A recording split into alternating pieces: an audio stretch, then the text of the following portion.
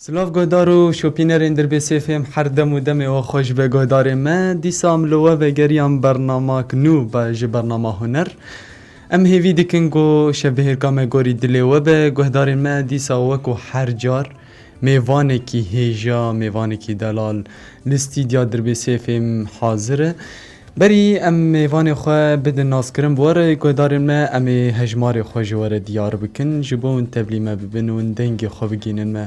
دریا تلیفون اردی را 715 323 دریا تلیفون خلوی را 0937 830 456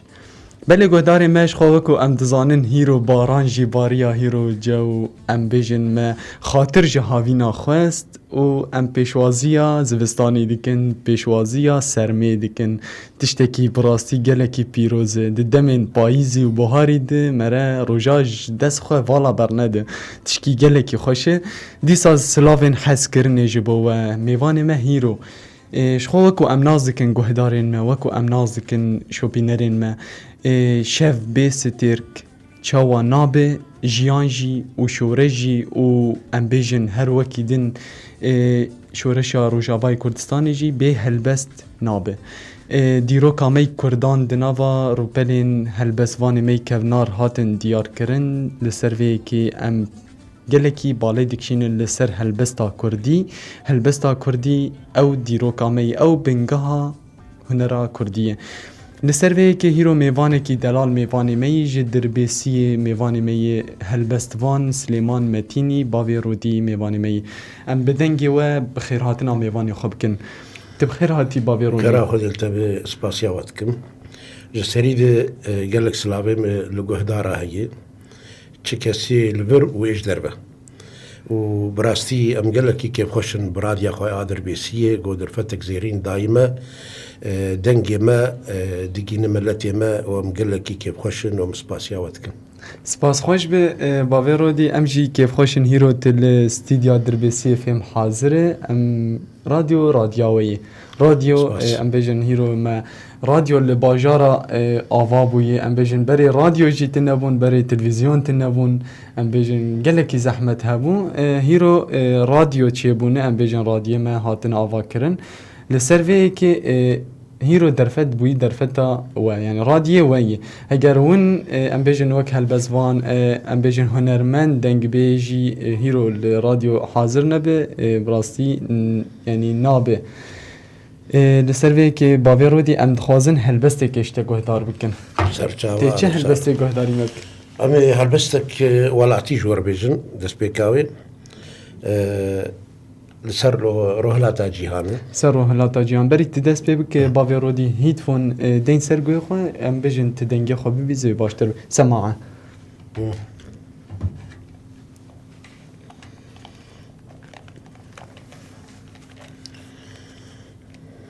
بله لروحلاتا جیهان هی وارکی ویران بلنگاز و پریشان بناوی خو کردستان بدیروک و بزمان جیهان تبده بیازان لی دجمنی افگلان او خستیه بندستان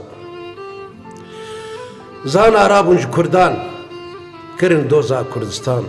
کرد تیربون جرازان رابون مینا هرگلان هن مروبت قهرمان رابون وقت پیلی بحران رابون سری هلدان آزادی دا خوازاوان بیتویا ما کردان آلی کاریا مرخاسان مخینه و برحو جان تا ام بگین کردستان امی بگین کردستان بجیشترش وی ساعت خوش گلکی سپاش بود باوی رودی ساعتاتا خوش به تجی خوش باوی رودی از پرسه کشته بکم او هلبستا کردستان ده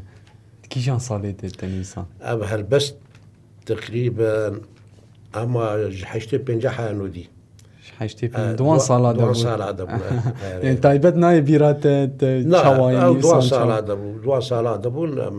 مدانی بیا بله ایوه دمی چه بالا تکشانت هلبست کلو بینی بسی خدا بالا کشاندم ام الغریبیه بون الغریبیه بون ام مثل وقت الشامی بون یعنی ام الغریبیه بون ام عادز بونم تشيد بو ولا دهات بيرامبا وخدم باسر ولا داني سر كردستان ساعتات خوش بن. دانيات خوشتر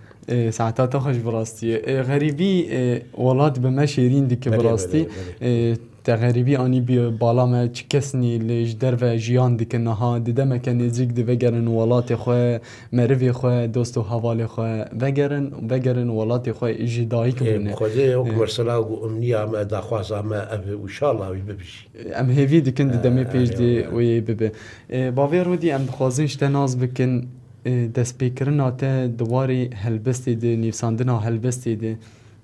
دیکی جان سالی دبو کی پیشگیری تکرد گوت وی ریچا خبر دوام بکه باوی رودی خدي بيشجريام هرسين بيشجريام كرم بله ووقت مشترك حشتي بنجاوان دي يعني از مخصص هالبستا بنبيسم ومن بيس عندن يعني دوا وقتي دي وقت مشترك من الغريبية بون ام عادز بون ام شبو يعني هرسن دهات الماء هرسني ولو قرماي بله بقرماي ما دنبيسان بله وجوش هذا مضاتين باشه ساعتات خوش خوشتر باوی رودی هلبست هست لهمبری وی براستی هلبست و هست نب هفره به تشكينا خوش بله بله. يعني جرك هستك اللي هم بهف جريداي، بهف جريداي تشتكي هست بري تمام هلبستي. دكن بلي راسته شخوا هفدو تمام دكن دما هست ني يعني هلبست تشتكي شنال، چنال بله. باويرو دي ام بيجن لسر هلبزواني ما تشتك هاتي ناس كرن اشكره كرن بينو ساوان ولنو ساوان تم دبيري كوان دي تشتك ور بالاوان يان تشتكي ببينن گو بنویسینن گرک دوی دمید بنویسین جبوش بیراوان نرا بله، بله. ام بیشن ظرف کیولو بتر چه بوی از باورم تشنار بحثاتش شي کیولو بويه کرد بلا بلا شي بويه يعني انا بينوس بويه تديك دبيجي كرمي جغاري وقت جغاري تدي إساني جغاري بخو باكيج بيريكاي قطناب جاي هالبزبانجي يعني او بينوس بيريكاي قطناب يعني دبي هر السوكي مثلا هر دركي تيكب سيارة كتير هستا كاتي وقتها بله. بينوس بيرتنا بله بشتي چند دقاقي واش بيراوي در بيراوي در. جا وقت مرسلا دبي هرچ وقت اخوات خوش پوشمان دوشی دو چون پینوسا خب خور آنه اشتیج والله بیران زولو چون. فين التناس بله. إنساني هالبزبان يعني إنساني اشترشاوا بيجم وك دبستانة كي بله. جملتر خباتي تكن ودليشن يعني إيش عملتي بي دلي بيدي بله تبيني هالبزباني ما تشاه البستا داتيني يقولوا بدلي إيشاي داتيني بله يعني سر ظلمي داتيني يا سر أفيني أبدا أفينا خد ظلمي بله تعدلي هاتي سروي داتيني بله ومركي هالبزوان أبو والله از پرسا کشته بکن کرم باوی کرد. رودی تا انا تشمرگو يعني براسي پرسا من يجي کرم. يعني ام بيجن انا كا وقت بخوغو ام بيجن هلبس گلكي بالي دكشين دواري غمگينيه دي بله. ام بيجن چما گلكي بالي ناكشين دواري كيف خوشيه كيف خوشي أوجي هالبستي بهنا هالبستي بهنا بس نوكي غمجينية يعني أنا تبالا خو بدي يعني قصور إن أنا تبيني مركي هالبزوان تم ماديا ايوه فقير وضع حيواني مادي بله تعبان تبنا إنساني دولمند يعني خدي برا كيم هالبسوان راست كيم إيه فقير بيتر بإشام اللي تحس ايوه ام بيجن گلكي هزد دكي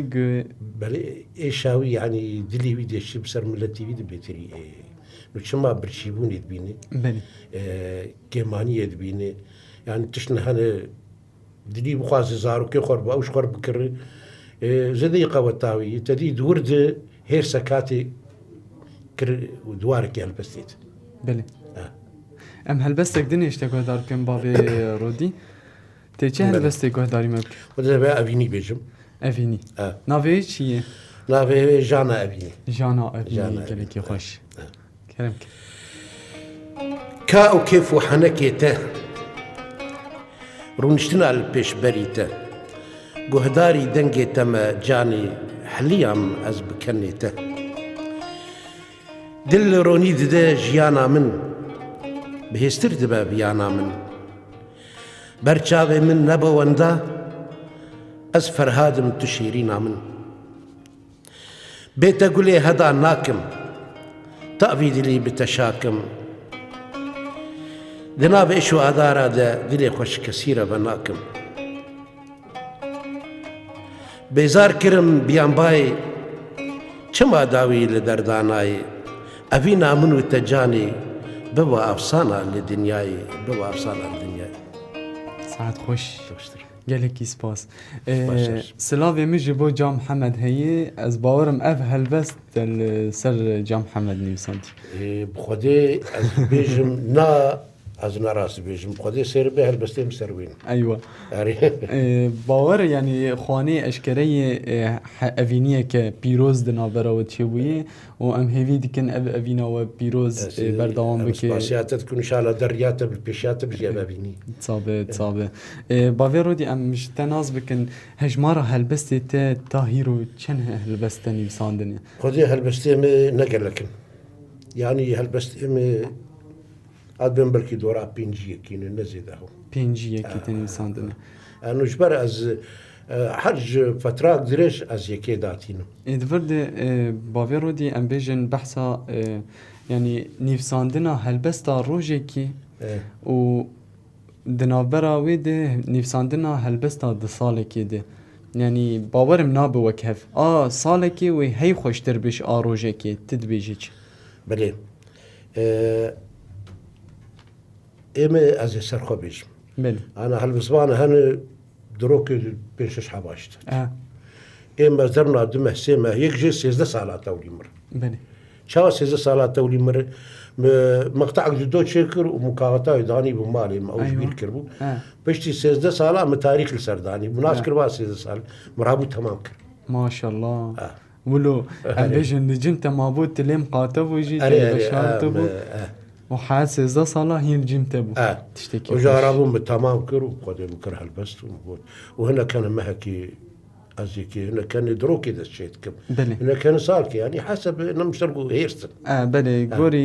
gorî hez dimîn û gorî em bêjin demê dimîn gorî nivîsandinê gorî valatiyê dimîne yanî ana hinek hene em bêjin behs dikin dibêjin valatiya min nemayî ez dirim vî karî dikim ez dirim wilo dikim em bêjin wilo dikim valatiya min nemayî ez gelkî balê valatî derna dikar jî mere helbestê datîne mane valatî mala nemştergo çi peynû sok cigarê mere belê bêrîka te dikar tedî digotin ha bîra mere ya wilo dilê mere ser çikêşiya mere digotin nivîsan qelema xwe derxu binivîs karî betal na belê bavê rodî ez tişkî dinê işte pirsim yani anekan bêjin nivîsandina helbestê di taliya şevê de dema wê di taliya şevê de di rewş aram bive bêdeng bive jiyan em bêjin kesk mirov kiş rakevin bêdeng yanî ti tena xwe li ber mûmiyekê pênûsa xwe û lê nûsa xwe derxên binivîsîne em bêjin tişxwer aramiyekê ava bike te tijarî em bêjin te wilo nivîsandî helbest belê min nivîsandiye dema ez xortum wê çak جاران بون خودی زار و خودی عیال یعنی او در فتان نم هم دست متکبر و تنی مره بمین و چی دست من هاکم بس بری والله دست مدکت ام درنا ملیس بیرا درنا امرانت کتن ام هوالی هبولو جمع هبون ایل در بکر سیت امورید ایال بس گوت امرانت کتن اشخرش بیرک چیت کور مدعتانی خودی آن ها یعنی کار سرپشتا مگرام بوی مسئولی چی بوی خودی امراض کردن درنا هم خوش نحس اره والله راست باقی رادی ام تشکی دنیا اشته گهدار بکن کرم که تی چی گهداری مبکن ها از یک سر شهید ما حق شهید ما شهید نامرن بجنا خال بروان تموتم کداوان وان دانکن اما یکی سر شهید آبیجن کرم دبی شهید دوزی نظام چه بنویسم سرتا دلیر بنقشة لديروكي تبزيف وزير تتيو حسكرية خاكا ولاتي خبو تهرب من شهيد وشربان ومير تي بابا مهرك لديروكي دا بمينا وهر كردك بيدستانا تا بخينا دشبي تاريدا تي بابا مومو چرا ددلي دايكا خودا تمزگينا لكولانا وينيه تا دخمله درێکا تەدا هزار بنەفش و گولن بانگا هەموو شەهیدا ji dilê dilin tê her bimîne sembolek li Kurdistan navê te li ser her dilekî hatî çandin tev xwîna min bûye dilopeke ji xwîna te va jiyan dibim ez bi bîna te سربرندم أزبتا شهيد رومتي تجار ندورم شخون وأبيناتا تبمينا كبوكك لأسمانا يانجي فراشينك لناف باغ وبستانا تناس نامية تهبون وسرخوبونا شهيد بارزوانا بوشرخ ودورانا سعد خوش گلکی سپاس گلکی سپاس شهید نامرن امتم بجنا خوال لبر شهیداد طوینن و ساغن تم نامرن شهید نامرن براسي ساعتات خوش بيت هلبستك بقوتني قلو بقوتني خوش زيرين ترسر شهيداني يساندي سباش بوته بافي رودي ام هنكي لسر نافروكا هلبستي ام باخذن ام بيجن هلبست هيرو جالك رنجي هاتنا افاكرن رنگی کلاسیک ام ناز دکن رنگی هری کevin و هری ام بیجن هلبزوانی می کevناره هزار رحمت لگورا وان به سیدای جگرخوین سیدای تیری جملای جزیری عثمان صبری ام بیجن هر وکی دنی احمد خانی هزار رحمت لگورا وان به ام بیجن دست بیکرم بکلاسیک و هر وکی دنی بشوین نوجنجی نویساندن بشوین هر وکی دنی نویساندن ام بیجن نازکن یعنی کلاسیک رنگی کفناره و نوجن رنگی کی آزاد یعنی ام بیجن اوجی گریدای هف گوتنی و ام بیجن اوجی گریدای هف بس اما ام بیجن آزاد بون تید هی یعنی داویا و ندیاره یعنی تچقاسی دریج بکی ام بیجن تید آزاده رنگی کی دنی هاتی آوا کرن کلاسیک و نوجن تبلی هف دکن هلبسته کی آوا دکن برنگی کی درنگا به هفره تشد بيجي للسرفان رنگا بخده اد بيجم قورا ايامها اد بيم يعني حريك دبي مرحق كي بيبدي بلي يعني سر شهيدا مرحقي بدي سر ابيني مرحقي بدي سر ولات مرحقي بدي يعني حقي يحتاج هب جدابه قلتنيش هب جدابه ايمي اد بيم بلكي باشترم يعني أنا نابز شهيد وأبني تفكر لا بني جاء مرايا مد بمختار جهب جودا بحريق وقت مرسلاقو موضوعي هي بني مرتبها ابنك بلي شخوا تبحث كرت جو مجاري و بافي رودي هري زيدا ام بيجن دمات مجارة دهل بجير تهل بسك السر ديني دوي دميدت زحمتي دكشينه تشبر حتيناي راست إلا زحمتي تهب جاد به مرا وزحمتي هلين مرا راجي مرا تراهي لوي باري مرا راجي باري يعني تراني لوي باري هلبس شي نايك يعني أنا هنا دبي أشكر هلبس شيء كري يعني شيء إيه هلبس زانكا بتشعزابي هاتي شيء كري راست كدك درنا خوي شباب مرد حرم درنا مثلا مرج قال لك جهبال ادميني ها مروي هلبستي شيء كي بيكون توعدك دابا هوالك خوزي فلان ساعتين هلبستي لبك يا وحدات شو بلي راس تجوي سوزا خما اسوي شوي سوزا ما بلي شاب مثلا بشاب بخب حس تتخودي تبخب حس قلت لك كاد بيراته تراب حياه راجل بينوسي تبني بيكون خوسه شعبته شو بلي راس ابجي عذابك بلي يعني كدك بافيرودي ام بحثا هنك ام بيجن قيد كرنا هلبستا و تشي كرنا ام بيجن هلبستي خو بكي برتوكك يوك ام بيجن دمي بيشيد تشخور برتوكك افا بكي يعني هلبستي خو قيد بكي تمامي بلي بخدي بها يوك مرسلاغو مداي بيشاخو ان شاء الله وك مرسلاغو ام تخواز ام تشكي بكم كداخو بلي كداخو بكنا شبو سبيكسنا بي منو يعني مش كداخو خستيه او مال كاري تركيت بخيرامك يا بيتشتي بلي أفتشتاجي يعني خذيت خوازم مشكور برتوكا كتشيكم كدام التنيب كداتب بلي وك ام بيجن هيرو حاضريا براسي فيديو كليب انا قالك بالا دكشين لسر فيديو كليبا تشي دكن تشي هلبس بي تشي ستران بي تشي كوم بي آوا دكن وك افتشي ند بالا تدمي بيج تشتكي ولو آوا بك تشيكي بلي بالا مدري شو بس جاء وقت مرسلا قدام حسب دمي بلي قالك دم ام هيفي دكن دمين بيشيد ام فيديو كليبيتا فينن ام برتوكا تابخوينن بهالبسيتا بكداتا دمي بيج ام كيف وشهية ام هيفي دكن دمي بيج والله باویرودی ام هلبستك دنيش تگوه دار بکن بله تی چه هلبستی گوه داری مبکن اللي بيا من هدر خستي عمري بيا بازروي باز دارو ام كارن اشتر بيا بيجن امش تگوه دار بله مينا مامو لدوزيني مينا مامو لدوزيني اسكتم في ايشو بريني لكولانا دقرم از جانا دل ددتيني شوما حجري لقل سيدا درماكي جمرة بك بيدا مسوندا وجمرة قوت لدو ياري تبو شيدا سيدا دبيتو افيندارة تهو بدلي خوكارة هر بيالك مي بنوشة هقر تلدو ياري نچارة نسر خشم از ندينم از الميخاني دمينم دهن دري بيالان ده ويني يارا خود بينم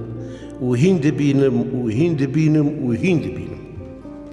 گلکی سپاس وی ساعت سپاس خوش داری. باویرودی تکارش مرهنه کی ناوروکای شیروه بکی چه بالاتک شانت هلبستك کلو بنویسینه خدينا بروكاوي براستيش تربيجم ولو حسكرنا كله قرماي هاد بيرامي بله ولو خست أسري كيتشيكم وكمر سلام يخاني ما يخاني وان مقصتي وبلكي مش حقي سيداجي تهنكي خواري بلي راس تماسك خدي ما ولو أفيني وشغلي خدي قدحش قحرة نبكي فاهم قحرة شي ما يخاني وخواري وقص يعني خستو له سرخوش بك بلكي خوشبير بك يعني شبو تشني خراب نك تعديل خونك نفسا خونك نري او جوالا بري خدا سيدا وبلكي سيدا شيرتنا على المبكي يعني خدا سيدا جي بريدا ميخاني ايوه وهر درماني تاوي شاركر خراب تركه يعني جير درمان كي بيبين راو بريدا ميخاني وقب خدا هدرت له يارا خونا شارع ميخاني قد حكمي بنوش ام هیوی دیکن بله باویرودی گلکی خوش بو براسی مجاراوی تشتکی جدایی يعني چلو تا اف مجاره كلو تشهل بس سرديتي نظانم تشتكي خوش براسي سر خيري بالسر نفساندناوي بازار وقديه تنها الاستديو دربي سي فيم قلت انا باول جارتي قلت بله باويرودي ام هناكي فيجرن دمي بريد ددمي نوتي دي امبيجن هر وكيدن دما وان دما دي تشاوابو وجواتي خو تشاوا ديغراند تو هنرمندا امبيجن تو هوالي خو لوي دمي دي قد خبوجي الظانم براسي تشاوابو زحمتيه وتشبون خذ زحمتيه ما وك مرسلاقو ازادي حريه كامل مرتنب تنب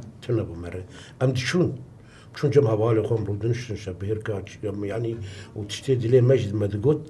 بس نوك انا بلي نوك انا يعني ترسبوا بلي تم ترسل قد خبونها يعني تشنا انا ما خست ام بيجنجي ما نكارب وطا ما ندقو بندس بونم بلي جا ما دلي خدشت جا انا بقشي درت عند بيج بلي از برسك اشتب كم باورود ام بيجن دمي بري شورش دج 2012 11 يان بري شورش باش بو خوش بو يان پشتي شورش خدي پشتي شورش خوش بس أمر سلا يعني حبكي يقولوا تدي ظروفنا هنقولوا حبكي ترس مرس والله وكيد بخدي جنات يعني أنا أكمل سلا أزر نفسي أخو بيجمع ومثلا عمري 100 سالي ساعتك دربيسي بني أزناد محسيج أنا لا بلدي دو كما دربيسية بلدي من بلد محسيج أجيب حسك يجي بلدي من بس الدربيسية شيء از آخاوي نادم بحسك بله جل كي يعني بيروز شيرين بمشيرين خلاص بخديش مرد ركتم هرج دربي تشوف بخدي جيفاز دركت بله ساعات خوش خوشترو كيف خوش مولو والله يعني هيا أنا أو تعدى زي المناتي بله از بارم ته هلبستك شمر سر دربيسي جي حاضر كري داويا برنامج دي امي التگه دار بكن ان شاء الله باويرودي ام بيجن مينا پروردي تاكس جزاروك خو ام بيجن تپرورده كري لسر نيفساندنا هلبستي يان ام بيجن قوتنا هلبستي يان تهلبستي خو دا بني بيجن بله مدان زاروكي خو نجارة كيز بيجم او جي هلبسة دنبيسي ووك مرسلا قو محريات كامل داي واد بيجم اجير بيجم دين بله ساعتها خوش خوشتر از حريتي ديمي وبودي اوج بيشكتي وهلبستي هن قال لك زارو كيما هن كشكامي هلبستي مد بيجي لو كيما هي مثلا هلبست او عشقاوي سر تنبوري بي ايوه مشان شاندو هنا نتعلم التنبوري باش يعني از دس دمام بفيتشتي تمالك هنري اباكر بابيرو دي براسي يعني ام بيجن جام محمد هلبزباني والتزاروكا فيري هلبستي وطنبوري هنري ديك تمالك هنري اباكر امشي سباسيات تتكن ساعتها تخش بقد درفت داي ام بيجن جام محمد هلبستان دنيفيسين هلبستين خوي بآزاتي و هر وكي دنيا زاروك خوجي يعني براسم ام هيفيد كند دمي بيج دي ام زاروك تا للراديو خو ببينن لسر تلفزيوني خو ببينن ام ببينن دمي بيج دي بافيرو دي ام هنكي بحثا جواتي بري بكن جوات وچوا جوات ديگراندن يعني دما ام بيجن ونهيرو لمالا ام بيجن فلان كس لفلان گوندي وني كوم ببن وچوا خبر داه ونچوا دچون ونكم دبونش برق قد خب وازانم ندهشتن ونجباتا بگرينن و ونسترانا يا هلبستي كردي بتايبتون بيجن وچوا دگران چوا دگران خودي يعمل هبدو كار بدي تامي بقول تاخر مثلا فلان ساعتين ورجع فلان كس بلي باويرو دي از باورم برفين كچاته برفين بلي سلاوي مجبوي هي برفين براسي جاركي ملي گهدار كر دنگی وی و شیوازی وی دواری هلبستی دی گلکی خوش دی پرورده کرنا وی دی فیر کرنا وی دی چوا يعني ام بيجن انا كا هلبستي تد بيجي وهلبستي جام محمد بيجي وكي ام بيجن تدابه بيشيا خوي قوتوي بفيري نيفساندني بك قو اوجي هلبستان جم خو بنيفسينه هلبستي وانا بيج ولاد بيجم جيربم بشقردين لين يعني ازوك مرسلا از ويشجعين بيجم وجا تشت هني مركاري الكاري واربكي تشن هني مرنكاري يعني انا اوكي مثلا هير سوختاق او بهير ساقونن بيسي مركاري هي سيتي بس شيء مركاري جيربج مثلا وابك تشجيعك بدي ركب بدي ومرا رياوي نقري مرا ري تمامي بشام بكي وقمر صلاح حريات كش بله مرا بدوان بخديت بما كاركي باشد ماليده بافيرو دي تشكي از تفلي تدبم ام بيجن دمرسلا هست جهرس نك او نكار بنيفسينه هجر دست به ام بيجن ناس بك بيچاوا بنيفسينه ام بيجن تهستكي بدي ام بيجن هيرو لسر بهار هات يان دما هيرو بايز دما بايز هات هيرو باران باريا تهستكي بدأت بيجي هيرو باران باريا يته به الهستك الجموي تشيبه في جوراج بينوسا خو برنجكي تو فيري رنجكي بك جورنجكي بنيفسينه هدي دي جارك ددو سسي جاي فيري نيفساندني ببه قدام موستا او جي كدك جي لازمه من رينا مي زانشاوا اد بيجم يعني اي انا مثلا وجيلي انا بني جيلي ما يبري باقلتن شما خندقان بري خندنا ما كيمو يعني انا تشنا اوزانن بخدي امن زانن يعني املوان دنرن بعمر بتشوكن راس ثمانية خو بتشوكن بس فعل واني مزناي ايوه يعني بيرحت شيء من زانن نحو جمر جوار بيش تشتي ام جوار بيش او بري مرزانن بني يعني بيشكتن الجيل بيشكتي بيشكتن هي ام بيجن هناك بحثا في جيلي نودك ام بيجن خل هنرا خو كري خدي خل شورش خو كري خدي هناك ده بيجن يعني اف جيلي هاتي جيلكي شاشي يعني شاش دخبت شاش تدبين الراس خدي بنا اشتر بيجن جيل شاش ونشاش شوايه تدي بمال مدرسه دبستان بلي وقتا دي وباب زارو سر چه اساسي بچوكان ياوي راكي بله ادم او زارو كيقولوا رابع بله وهوال اي زارو كتبوان تقرن او هوال دريا راس زارو كتي راس بله ودريا شاج بخده وشو كان شاج دركبه بس چه هي دبي دستي مرة سرزارو كي مرة بله. يعني مرة إيرو وقت مرسلاقو مرة جابي مرة سروان دريك شاج مشي مرة وراس بك مرة وان راس بكين لا نبي زوري يعني بقوت ناخوش بقوت ناخوش مرة وان راس بك أبن رياضي ريا باش بيا خراب مرة بيا كار ريا راس بده پیشان بله باوی رو دی تچک آنی بالا می گوتنی پیشی ها دبیجه بگوتنا خوش تی مارج کلا بکشینه تمام بله باوی رو دی از باورم دمام هندک مایه ام لهلبستا تی گهدار بکن هلبستا هندك مايه مجو تير نبو من تیر نبوی براستی بس دمام هندک ام چا بکن باوی رو دی بری ام خاطری خو بخوازن تبخوازد تشتکیش گهدار آرش تماشاوان آره بخواست تشتکیش جوان آره ام بیجین شو هنرمند هلبزوان آره گوتنا تی داوی چی کرنک خذ قلت نامني داوي اتخوازم ملتي ما دواركي خوشيه دبي وقال لك سلابي ملوان هني بله دناس كل خذ زحمتي نكشيني خوشيه جنابيني اما ازي هلبستكي